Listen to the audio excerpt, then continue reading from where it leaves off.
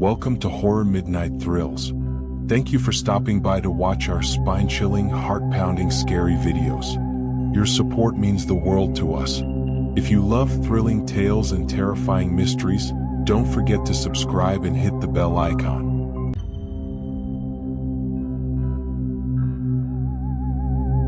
Deep in the heart of the city, Shadow Corporation stood tall, its sleek black glass exterior a stark contrast to the bright city lights that surrounded it. The company was known for its pioneering tech solutions, but what many didn't know was the eerie secret that lingered within its walls.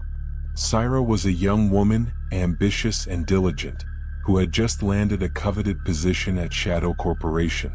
She worked the night shift, a lonely stretch from midnight to dawn, maintaining the servers and ensuring everything ran smoothly. She liked the quiet. It gave her a sense of peace and allowed her to focus. But as the days turned to weeks, Syra began to notice strange occurrences. It started with odd sounds, soft whispers, the distant clatter of footsteps in empty corridors, and the occasional creak of her office chair. She brushed it off as the building settling or perhaps her own overactive imagination. After all, she was alone in the office, with only the hum of the servers for company. One night, as she was engrossed in her work, the lights flickered. It was brief, but enough to make her heart skip a beat. She glanced at the clock, 3:33 a.m. A chill ran down her spine, but she forced herself to focus. Just a power surge, she thought. Weeks went by, and the strange occurrences continued. One night, Syra decided to stay a little longer to finish a project. The building was unusually quiet, and the silence was almost deafening. As she typed away, she felt a sudden cold draft, and the hairs on her neck stood on end. She turned around, expecting to see someone, but there was no one there. Determined not to let her imagination get the best of her, Syra turned back to her screen. Suddenly, her monitor flickered, and a message appeared, "Get out." Her heart raced, and she could feel the panic rising. She blinked and the message was gone. Was it a prank? Or was her mind playing tricks on her? Syra decided she needed a break. She grabbed her phone and headed to the break room. As she walked down the dimly lit hallway, she heard it again, the soft whispers. This time they were clearer, almost as if someone was speaking directly into her ear. She froze, her breath hitching. She turned around slowly, but again there was no one there.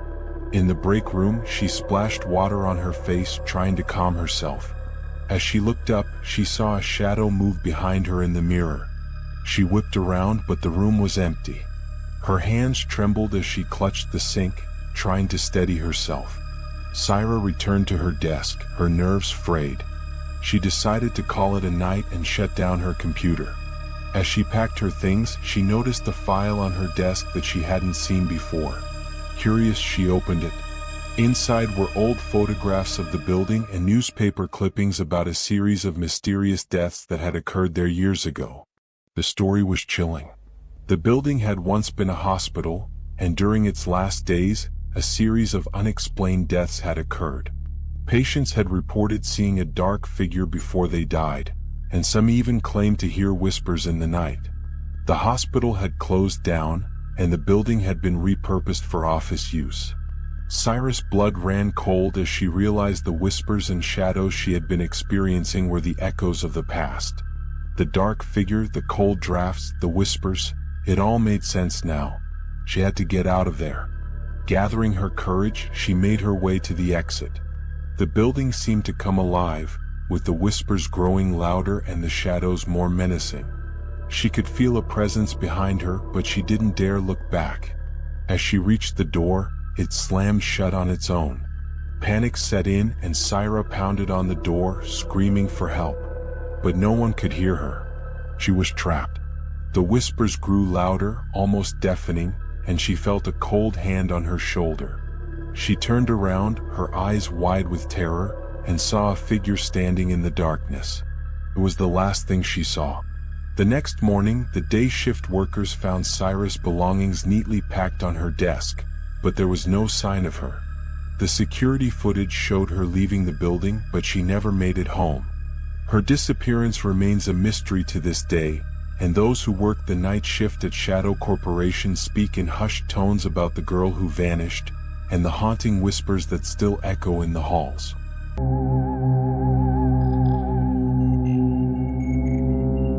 In the small, secluded village of Ravenswood, St. Mary's Church stood as a beacon of faith and hope for centuries.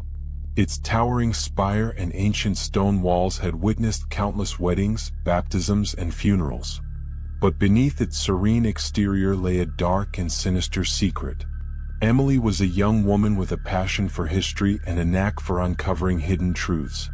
She had recently moved to Ravenswood to work as an archivist for the local historical society. Her curiosity was piqued when she stumbled upon an old, dusty journal in the society's archives. The journal belonged to Father Thomas, a priest who had served at St. Mary's Church over a century ago. As Emily delved into the journal, she discovered a series of disturbing entries. Father Thomas wrote about strange occurrences within the church, unexplained noises, flickering candles, and the feeling of being watched. He mentioned a mysterious figure that appeared in the shadows, always just out of sight. The entries grew more frantic as Father Thomas described a growing sense of dread and an evil presence that seemed to be taking hold of the church. Determined to uncover the truth, Emily decided to investigate St. Mary's Church. She visited the church during the day but found nothing out of the ordinary.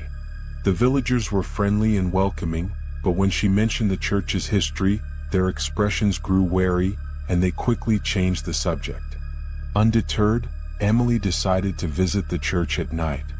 Armed with a flashlight and Father Thomas's journal, she made her way to the church under the cover of darkness. The village was eerily quiet, and the only sound was the crunch of gravel beneath her feet. As she approached the church, she felt a chill in the air. The ancient stone walls seemed to loom over her, and the spire cast a long, menacing shadow. She pushed open the heavy wooden door and stepped inside. The air was cold and damp, and the faint smell of incense lingered. Emily made her way to the altar, her flashlight casting long shadows on the walls. She opened the journal and began to read aloud, hoping to summon whatever presence Father Thomas had written about. As she read, the temperature in the church seemed to drop, and she could see her breath in the air. Suddenly she heard a faint whisper. She turned around, but there was no one there. The whisper grew louder and she could make out words, "Leave, now." Her heart raced, but she pressed on, determined to uncover the truth. As she continued to read, the whispers grew louder and more insistent. The candles on the altar flickered, and the shadows seemed to dance on the walls. Emily felt a cold hand on her shoulder, and she spun around, her flashlight beam cutting through the darkness. There, standing in the shadows, was a figure dressed in a tattered priest's robe. Its eyes glowed with an unnatural light, and its face was twisted in a grotesque grin. Emily's blood ran cold as she realized she was face to face with the evil presence Father Thomas had written about. The figure stepped closer, and Emily could feel its icy breath on her skin. She tried to move, but her feet felt rooted to the ground. The whispers grew louder, filling her mind with a cacophony of voices. She could feel her sanity slipping away, and she knew she had to escape. Summoning all her strength, Emily broke free from the figure's grasp and ran towards the door. The whispers followed her, growing louder and more frantic. She pushed open the door and stumbled out into the night, gasping for breath. As she looked back at the church, she saw the figure standing in the doorway, its eyes still glowing with that unnatural light. The whispers faded, and the figure slowly retreated into the shadows. Emily never returned to St. Mary's Church. She left Ravenswood the next day, leaving Father Thomas's journal behind. The villagers never spoke of the church's dark history, and the whispers continued to haunt the church at night. To this day, St. Mary's Church stands as a silent sentinel, its dark secret hidden within its ancient walls. Those who dare to enter at night speak of the whispers and the figure that lurks in the shadows, waiting for its next victim.